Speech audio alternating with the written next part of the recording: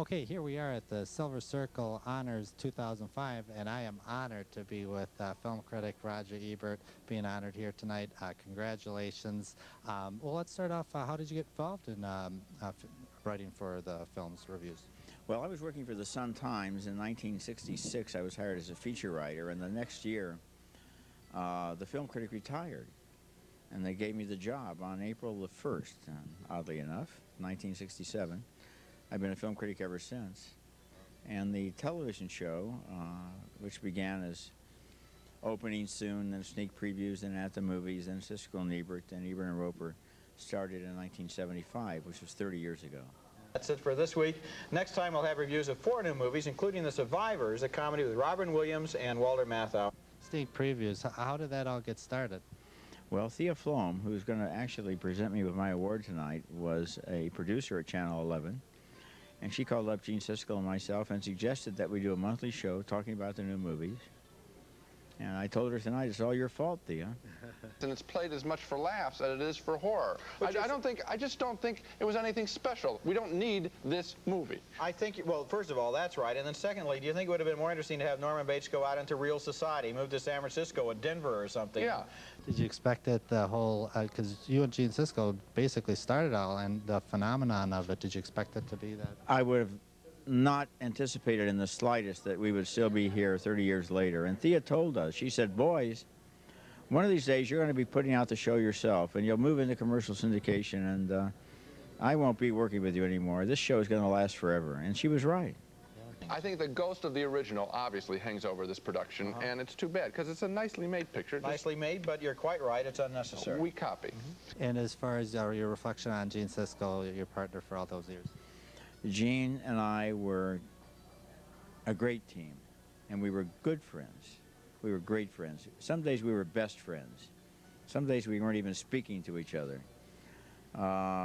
Sometimes it would both happen on the same day. We had one of those kind of sibling rivalry kinds of relationships that made for some very good television. And I respected him so much, and I miss him so much, and I think of him all the time. I'm so happy that there is a Gene Siskel Film Center on State Street that shows great movies every day and keeps his memory alive. Now, you stayed in Chicago all these years. What was so special about Chicago for you?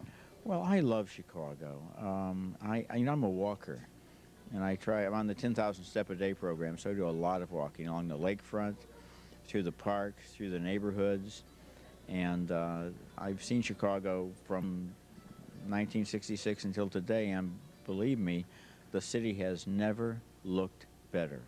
It is just gorgeous, and you talk to people who are walking down the sidewalk with a map in their hand. They're tourists, and they're just saying, nobody ever told us how beautiful this city is. And then, of course, there's so much to do here. I'm a civic booster. And when both the Wall Street Journal and the New York Times say that Chicago is America's #1 theater town, that's news. Although John Malkovich explained that to me. He said to have good theater, you have to have starving actors, and it has become too expensive to starve in New York. The man you've all been waiting for! Yours for a safer New York! Your mayor, Mayor Ebert! Thank you! Now, you're also interested in politics in Godzilla when they portrayed you as a mayor of the city.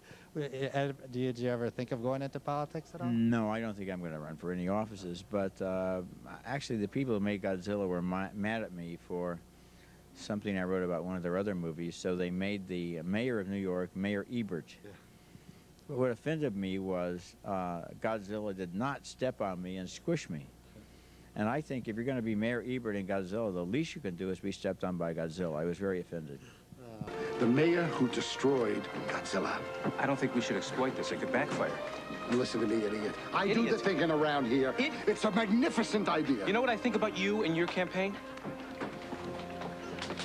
Well, you probably get asked this a lot. What's one of your favorite movies you like to watch? Well, I always say Citizen Kane, because that's kind of a landmark in movie history and also a landmark in my life, because when I saw that in high school, it was the first movie that really got me thinking about film style and about the fact that a film has a director. It's not just a story, it's also a visual experience.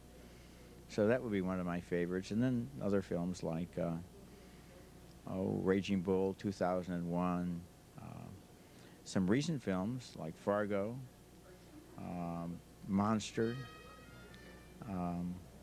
I could go on and on, Singing in the Rain, The Third Man. Hoop Dreams, $1 Million Baby, yeah, they're all, Yeah. all terrific. Hoop Dreams was a film that's just coming out this week, actually, on DVD. And Gene and I saw that, and we admired it so much we reviewed it on our show before it even played at the Sundance Film Festival. You know, you're right. I think that I am so committed to the Truth and Reconciliation Commissions that my thumb, which was kind of like this, should be kind of like this, because the film itself is flawed. So I'm gonna. You're gonna change. You're gonna ratchet it down. It's not a big change, but it's enough of a change to move the. So I think in thumb both off the cases, what we're horizontal, saying yes, here yeah. is we're giving this film a mild thumbs down. And now, of course, you're with Richard Roper as well. How is it working with Richard? Very well. We're now in our 5th season together, and we found the right guy. We had 38 other critics, you know, who sat in on various shows and helped us out during that difficult transitional period. And Richard was our choice, and I think we made the right one. He's a very funny guy, a very good critic. He knows a lot about the movies. He's good on television. Which got a thumbs up from me, but not from you. That's because it was stupid and dopey and violent and ridiculous. That's why I gave it thumbs down. Unlike House of Wax. There you go. Okay. Exactly. We'll be back to recap. Hey, wait a minute here. We'll be back to recap this week's show right after this. And anything upcoming things we can hear from you? I know you got your book and with the show. Well, of course, the Great Movies Volume 2 is out right now with 100 more great movies. And my movie yearbook, 2005, is in the bookstores. And here in Chicago, if anybody from Kenosha area wants to drive down, in late June, early July, we start a series of 8 Tuesday nights in Grant Park, where we show a free movie outdoors. And they allowed me to program it this year from my list of great movies in my book, in my 2 books. And we get as many as 14,000, 15,000 people who come to those movies. They have the biggest screen you've ever seen. Definitely have to check that out. So the verdict very clearly is 2 big yeses for Trading Places. And if you got in the mind for another comedy, Man with 2 Brains. We just want to thank you for all your years on television. We're going to continue watching and reading your reviews. And thank you very much for taking time for this interview. And by the way, you know, Orson Welles had a connection with Kenosha. Yes, exactly. Yeah, so I guess it all fits in. It all fits in, right. Okay. Okay, thank you.